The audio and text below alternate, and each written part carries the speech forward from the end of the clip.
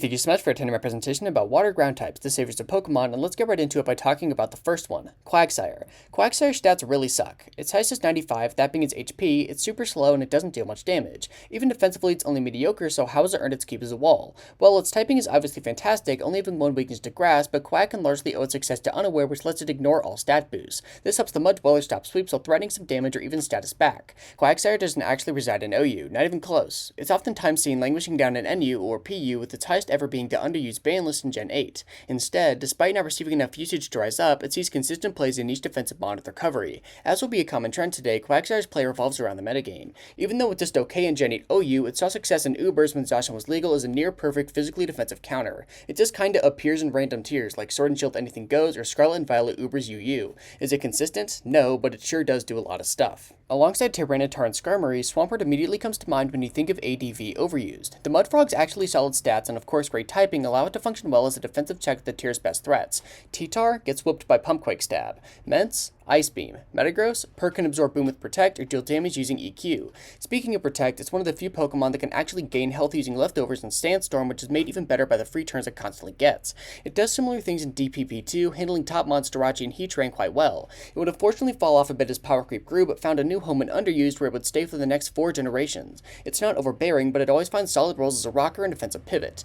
Finally, Megapert's arrival gave it more time in the spotlight on rain teams, taking advantage of its new Swift Swim ability and 150 attack stat to break with boosted waterfalls.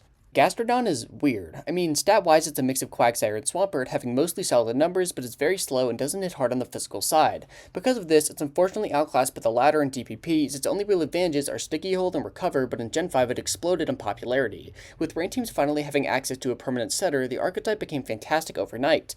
Gastrodon was one of the important stopgaps against this style, checking staples Rotom Wash, Thundurus Therian, and Keldeo. It could even start dealing solid damage via a Storm Drain special attack boost. It's far from perfect, hating Clefable's Rise in particular, but it continues to be a solid pick to this day. Where it really shines though is in BGC, where Storm Drain's redirection effect can enable water-weak teammates. Gastro is one of the best Kyogre answers ever, boosting off of Water Spout and hitting back for surprisingly potent damage. Its deadly Earth powers can pop common pokes like Incineroar, Zacian, and Mega Gengar, and Yawn allows it to pressure teams and force switches. With 2 Worlds wins under its belt and Kyogre coming back soon, the Dawn is ready to perform once again. At first glance, Seismitoad just looks like another water ground type. Yeah, it's pretty bulky, lacks amazing attacking stats, and has an ability that heals off water moves, but it really is unique. Well, at least down the line. In Seismitoad's debut generation of Unova, it functions as a slightly worse but still decent Gastrodon. While lacking traditional recovery, it can switch in on Hydro Pumps to heal in 25% increments and actually tank status using Refresh. It would have similar roles in the next 2 generations as well. That typing was awesome, switching in on Rotom Wash and threatening Stealth Rocks, Knockoff, or even Toxic. But early Sword and Shield is where the Toad kicked it into gear. The new Fossil Dracovish's insane offense was dominating the tier, and players were desperate for any kind of answer. Turns out the Seismitoad is the right mom for the job, completely blanking Vicious Rend.